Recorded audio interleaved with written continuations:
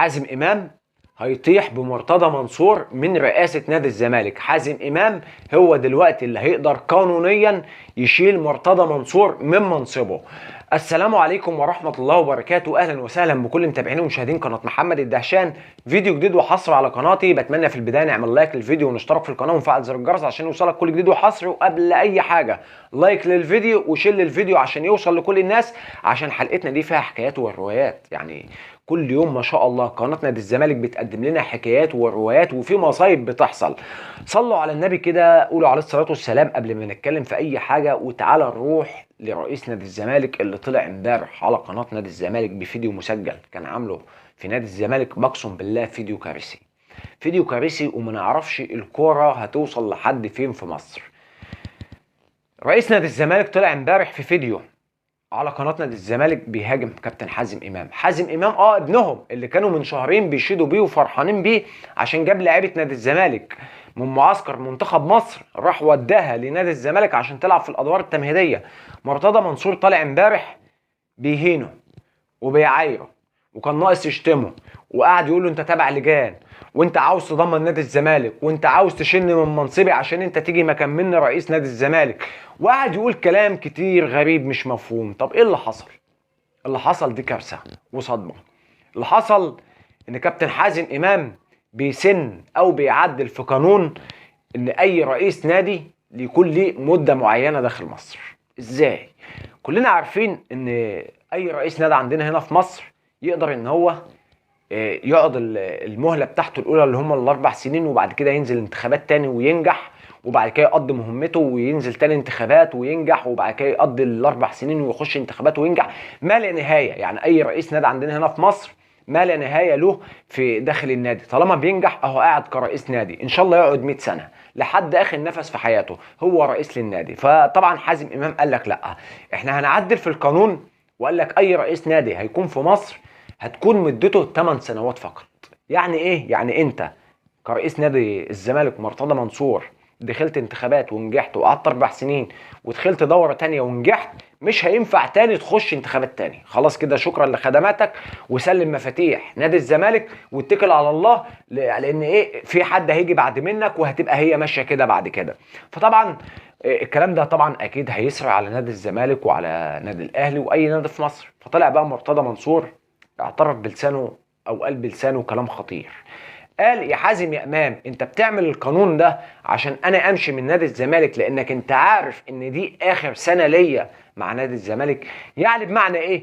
يعني بمعنى طالما رئيس نادي الزمالك طلع قعد يهدد في حازم امام وخد الموضوع بعصبيه وادى الموضوع اكبر من حجمه، اعرف ان الموضوع ده يا جماعه ممكن يتطبق في مصر، لان حازم امام بيدرس الموضوع وهيعرضه على اتحاد الكوره، واتحاد الكوره هو اللي ليه القرار الاول والاخير، يا اما يوافق يا اما ما يوافقش.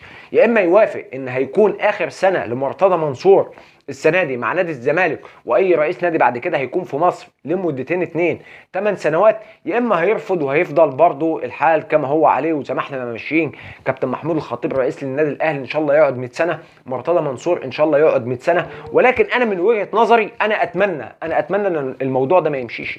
الموضوع ده ما يمشيش ليه؟ لان في حاجه اسمها، يعني سيبوا الكلام ده للناس، الناس هي اللي بتصوت. انا مثلا عاوز مرتضى منصور رئيس نادي، في ناس بتحبه كتير، في ناس شايفه ان محمود الخطيب رئيس ناجح وان هو افضل واحد الفتره اللي جايه والحاليه النادي الاهلي. هم احرار، فالناس تختار الرئيس اللي يعجبهم للنادي بتاعهم، والاغلبيه للصندوق، مش لحضراتكم ان انتوا تقولوا انتوا عايزين تعدلوا قانون وكلام من ده. المهم يا جماعه ده اللي حصل على قناه نادي الزمالك.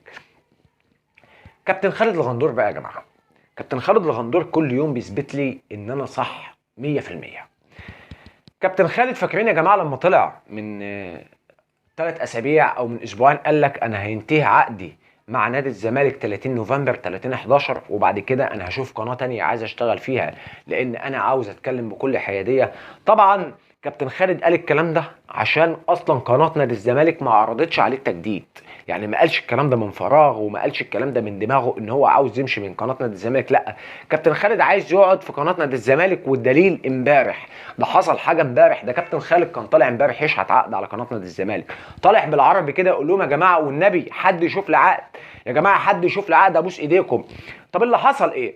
اللي حصل ان كابتن خالد طلع امبارح على قناه نادي الزمالك المفروض عقده انتهى من يوم 30/11، ما يظهرش تاني على قناه نادي الزمالك. ظهر 3 مرات.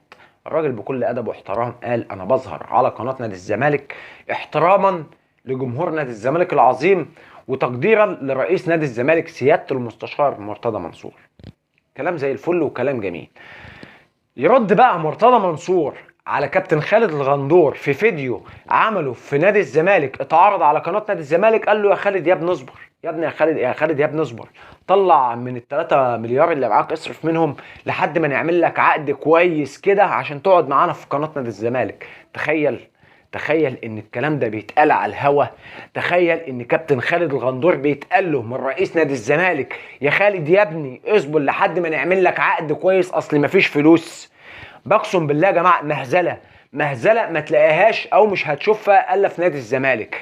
انا عمري ما شفت الكلام ده يا جماعه في نادي الاهلي. لما باجي اقول يا جماعه اشمعنى احنا النادي الوحيد اللي بيحصل فيه المهازل دي، الناس بتزعل مني. هاتولي يا جماعه، هاتولي حاجه زي كده بتحصل على قناه نادي الاهلي، بقسم بالله هطلع اشهر بيها اول واحد على الميديا كلها. هقول لهم يا جماعه شايفين نادي المبادئ والقيم والاخلاق بيحصل ايه على قناته؟ ما هي قناته جزء من النادي، قناه نادي الاهلي جزء من النادي الاهلي.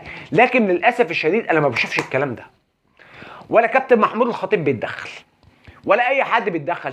في جهه مختصه للاعلام في نادي الاهلي، لها ناس مختصه بتتكلم فيها. انما احنا عندنا كرئيس نادي اصبر يا خالد يا ابني هعمل لك عقد يليق بيك. طب ليه الكلام ده يتقال على قناه نادي الزمالك؟ وليه خالد الغندور اصلا جاي يذاع او يقدم برنامج على قناه نادي الزمالك مع ان عقده انتهى؟ هو احنا بقينا على الضنك قوي كده يا جماعه؟ بقينا بنشحت الناس حتى اللي بتقدم محتوى على قناه نادي الزمالك. وبالمناسبه يا جماعه انا ليا سؤال، هو فين كابتن مصطفى يونس؟ كابتن مصطفى يونس ليه ما عادش بيظهر على قناه نادي الزمالك؟ فين رموز نادي الزمالك يا جماعه؟ مش المفروض نادي الزمالك ده رموز؟ في رموز كده في زي النادي الاهلي. طب الرموز بتاعت نادي الزمالك فين؟ حد يجاوبنا يا جماعه. ليه رموز نادي الزمالك ما تطلعش على قناه نادي الزمالك؟ ليه ما نستقبلش او ما نستضيفش رموز نادي الزمالك وتتكلم عن تاريخ نادي الزمالك وتحط خطه لنادي الزمالك؟ ليه بنجيب ناس نديها فلوس بتتكلم في الفاضي؟ يعني جايبين واحد يقول لك زي ما رئيس الوزراء حل ازمه الفراخ في مصر يحل ازمه نادي الزمالك. ليه اجيب واحد زي ده يستقل بالمشاهد ويقول كلام يضحك عليا طوب الارض؟ راجل يعني لا مؤاخذه، انا لو جبت اي حد ما بيفهمش في الكوره هقول لك مين اللي انت جايبه ده؟ الاستاذ ايهاب الفولي. يعني ايه انت بتقول يا استاذ ايهاب؟ ايه اللي دخل ازمه الفراخ لرئيس الوزراء لازمات نادي الزمالك؟ هو احنا بنشحت؟ هو احنا بقينا عاملين قناه نادي الزمالك يا اما مشتمه يا اما نشحت من عليها؟ لا يا جماعه طبعا اللي بيحصل في نادي الزمالك ده ما يصحش وما يرضيش ربنا. ولسه شايفين موقف حصل امبارح مع زكريا الوردي، الله يكون في عون اللاعب طبعا. وطبعا يا جماعه انا وصلت لنهايه حلقتي، اتمنى في النهايه نعمل لايك للفيديو ونشترك في القناه ونفعل زر الجرس عشان يوصلك كل جديد وحصري. واستنوني في حلقه جديده واشوفكم على خير. والسلام عليكم ورحمه الله وبركاته.